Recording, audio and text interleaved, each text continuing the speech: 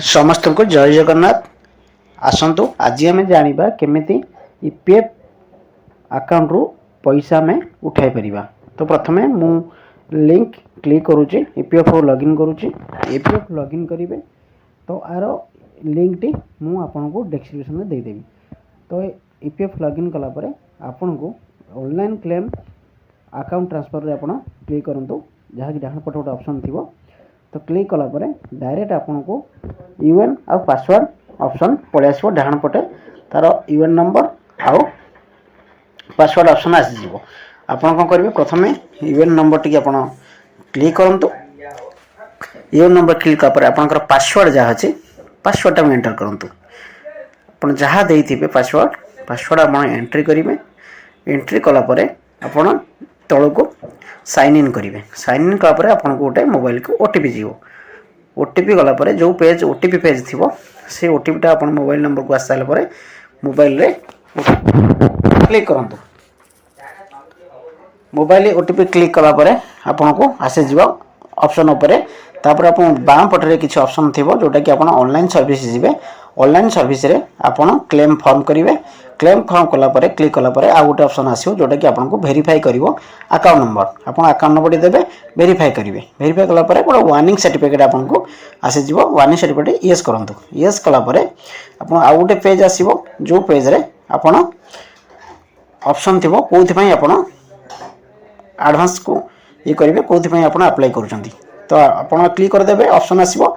तो कौ company option आसो से कंपनी भी आप देदेवे जो कंपनी आप कम करों आप पैसा उठाइबे। तो से तार ऑप्शन आसो ताकू लिखिए केते टंका आप उठाइबा चाहते।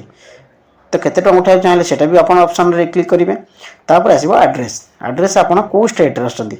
तो कौ स्टेट आप जेकोसी आप जो स्टेट रे अछंती से स्टेट आप क्लिक करंतु। स्टेट क्लिक कर सारा पर आपन को आसीबो डिस्ट्रिक्ट आसीबो आउटपोस्ट आसीबो। तो आउटपोस्ट आपनकर पूरा एड्रेस जहाँ ऑप्शन में आपन आसीबो पूरा एम्प्लॉयर एड्रेस आपन क्लिक करंतु।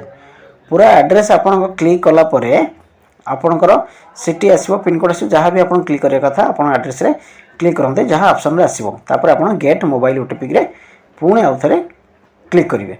आउ थरे क्लिक करा पर आउ गोटे ओटीपी आपन मोबाइल नंबर को जीवो। तो आउ गोटे मोबाइल को ओटीपी नंबर गले आपन को करिवे पुणी ओटीपी बॉक्स रे जहाँ आप मोबाइल नंबर ओटीपी आसथिबो से ओटीपी टाको आप क्लिक करंतु। ओटीपी क्लिक कला परे आपन को गोटे तळे ऑप्शन आसीबो valid OTP and submit claim form. OTP click कर सारला परे तो आपन valid OTP and submit claim form ऊपर आपन क्लिक करंतु। क्लिक कला परे आपन को सक्सेसफुल गोटे मेसेज आसी गोटे पेज सक्सेसफुल गोटे पीडीएफ ऑप्शन पळे आसीबो आपन को। तो से पीडीएफ ऑप्शन आपन जानिबे जे मोर विड्रॉल सक्सेसफुल हो जाए।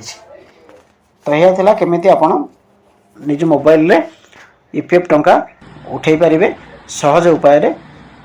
एनु जदि भिडियोटी आपन को भल लागिछि तो भिडियोटी की लाइक कमेंट शेयर और फॉलो कर दियंतु। जय जगन्नाथ।